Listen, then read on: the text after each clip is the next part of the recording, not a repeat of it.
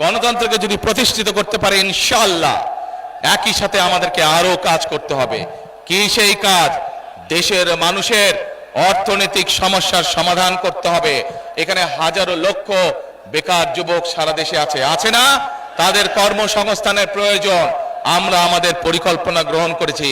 আমি প্রায় 1 মাস আগে যখন বিদেশ থেকে ফিরে এসেছি, প্রায় 17 বছর পরে, একটি কথা বলেছিলাম, মনে আছে আপনাদের? আই হ্যাভ এ প্ল্যান বলেছিলাম। সেই প্ল্যানের একটি অংশ হচ্ছে আমরা এই দেশের বেকার যারা যুবক আছে, শিক্ষিত হোক, অল্প শিক্ষিত হোক, অর্ধ শিক্ষিত হোক, সকল মানুষের জন্য আমরা কর্মসংস্থানের ব্যবস্থা করতে চাই, যাতে এই মানুষগুলো নিজের পায়ে দাঁড়াতে পারে, শক্ত ভিত্তির উপরে যাতে এই মানুষগুলো দাঁড়াতে পারে। প্রিয় ভাই বোনেরা, শুধু আমাদের ভাই বোনদের যুবক যুবতী যারা আছে, যুব সমাজের যারা সদস্য, তরুণ সমাজের যারা সদস্য, তাদের শুধু কর্মসংস্থানের ব্যবস্থাই আমরা করতে চাই না, তাদের কর্মসংস্থানের পাশাপাশি আমরা তাদেরকে অর্থনৈতিকভাবে সচ্ছলভাবে গড়ে তুলতে চাই। যেন আপনারা লন্ডনেই যান, অথবা এখান থেকে মধ্যপ্রাচ্যে যান, অথবা পৃথিবীর অন্য কোনো দেশে যান, আমরা আপনাদেরকে ট্রেনিং দিয়ে পাঠাবো, আপনাদেরকে আমরা সেই দেশের ভাষা শিক্ষা দিয়ে পাঠাবো, যাতে ওই দেশে গিয়ে আপনারা কর্মসংস্থানের ব্যবস্থা দ্রুত করতে পারেন, যাতে করে আপনাদের আয় রোজগার, যদি আপনি কোন রকম দক্ষতা ছাড়া সেই দেশে যান, আয় রোজগার কম হবে। কিন্তু যদি কোনো ট্রেনিং নিয়ে যান, তাহলে কি হবে? রোজগার বেশি হবে না? আমরা সেই ব্যবস্থা এই দেশের মানুষের জন্য করতে চাই। প্রিয় ভাই বোনেরা, দেশের জনসংখ্যার অর্ধেক নারী। দেশনেত্রী খালেদা জিয়া তার শাসন আমলে এই দেশের মেয়েদের জন্য ক্লাস 1 থেকে ইন্টারমিডিয়েট পর্যন্ত শিক্ষা ব্যবস্থা ফ্রি করেছিলেন। মনে আছে আপনাদের? আপনাদের অনেকের ঘরেই মা বোনেরা আছে যারা সেই সুযোগ পেয়েছে এবং শিক্ষিত হয়েছে।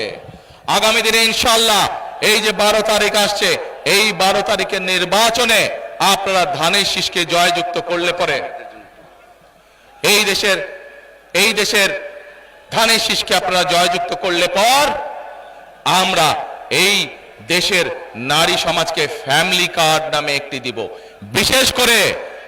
বিশেষ করে বিভিন্ন পরিবারের সদস্য যারা আছে, যারা মা, যারা গৃহিণী, যারা গৃহকর্ত্রী, সেই মাদেরকে, সেই বোনদেরকে আমরা দেব। বিশেষ করে এই এলাকায় প্রায় 130টির মতন চা বাগান রয়েছে, আছে না? এই চা বাগানের শ্রমিকরা, বিশেষ করে নারী শ্রমিক যারা, তারা অত্যন্ত কষ্টের মধ্যে দিনাপাত করতে হয়, তাদের যে আয় রোজগার হয় সেটি তাদের জন্য যথেষ্ট নয়। সেই সকল পরিবারকে, সেই সকল নারীদেরকে আমরা ফ্যামিলি কার্ড দিতে চাই, এবং ফ্যামিলি কার্ডের মাধ্যমে তাদেরকে আমরা হয় খাদ্য সহায়তা দিব, অথবা তাদেরকে আমরা নগদ সহায়তা দিব, যাতে করে তারা তাদের সংসার সুন্দরভাবে গড়ে তুলতে পারে, সুন্দরভাবে চালাতে পারে।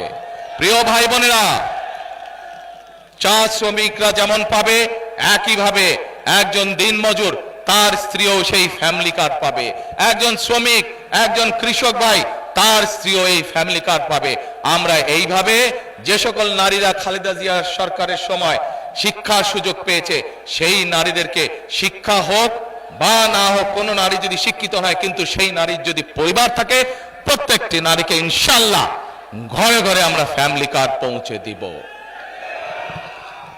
প্রিয় ভাই বোনেরা, বাংলাদেশ কৃষি প্রধান দেশ, এই এলাকায় বহু কৃষক ভাই আছে না? এই কৃষক ভাইদের পাশেও আমরা এসে দাঁড়াতে চাই। যেমন ভাবে তরুণ বা যুব সমাজের সদস্যদের পাশে দাঁড়াতে চাই, তাদের কর্মসংস্থানের ব্যবস্থা করে তাদেরকে বিভিন্ন ট্রেনিং দিয়ে আমরা দাঁড়াতে চাই, একইভাবে আমরা কৃষক ভাইদের পাশেও দাঁড়াতে চাই। কৃষক ভাইদের পাশে দাঁড়িয়ে কৃষক ভাইদেরকেও আমরা, নারীদেরকে যেরকম আমরা ফ্যামিলি কার্ড দিব, কৃষক ভাইদেরকে আমরা একটি কৃষক কার্ড দিতে চাই, যেই কার্ডের মাধ্যমে তারা ঋণ সহায়তা সহ, সার বীজের সহায়তা সহ বীমা সহায়তা পাবে, যাতে করে তার বিপদের সময় সরকার তার পাশে থাকতে পারে, যাতে করে এই দেশের, সারা বাংলাদেশের কৃষকরা ধীরে ধীরে তাদের অর্থনৈতিক মেরুদণ্ড যাতে মজবুত হতে পারে, কৃষক যাতে নিজের পায়ে দাঁড়াতে পারে, সেই জন্য আমরা পরিকল্পনা গ্রহণ করেছি। কিন্তু প্রিয় ভাই বোনেরা, এই পরিকল্পনাগুলোকে বাস্তবায়ন করতে হলে কি করতে হবে? পরিকল্পনাগুলোকে একমাত্র তখনই বাস্তবায়ন করা সম্ভব হবে যখন আপনারা এই দেশে ধানের শীষের সরকার প্রতিষ্ঠিত করতে পারবেন। ধানের শীষের সরকার প্রতিষ্ঠিত হলেই জনগণের জন্য কাজ করতে পারবে, জনগণের জন্য কাজ করবে, দেশের পরিবর্তন ঘটাবে। প্রিয় ভাই বোনেরা, আমরা আরেকটি পরিকল্পনা গ্রহণ করেছি। সেই পরিকল্পনাটি হচ্ছে, আমরা যেমন কৃষকদের পাশে দাঁড়াতে চাইছি, আমরা যেমন আমাদের মা বোনদের পাশে দাঁড়াতে চাইছি, আমরা যেমন আমাদের তরুণ সমাজ, যুব সমাজের যারা বেকার তাদেরকে ট্রেনিং দেওয়ার মাধ্যমে, ভাষা শিক্ষা দেওয়ার মাধ্যমে যেমন তাদের কর্মসংস্থানের ব্যবস্থা করতে চাইছি, একইভাবে আরেক শ্রেণীর মানুষের পাশে আমরা দাঁড়াতে চাইছি। তারা কারা? তারা আমাদেরই আপনজন, আমাদেরই নিকটজন। এই মানুষগুলো আমাদের দুঃখের সময় আমাদের সাথে থাকেন, সুখের সময় আমাদের সাথে থাকেন, জীবনেও আমাদের সাথে থাকেন, মৃত্যুর সময় আমাদের সাথে থাকেন।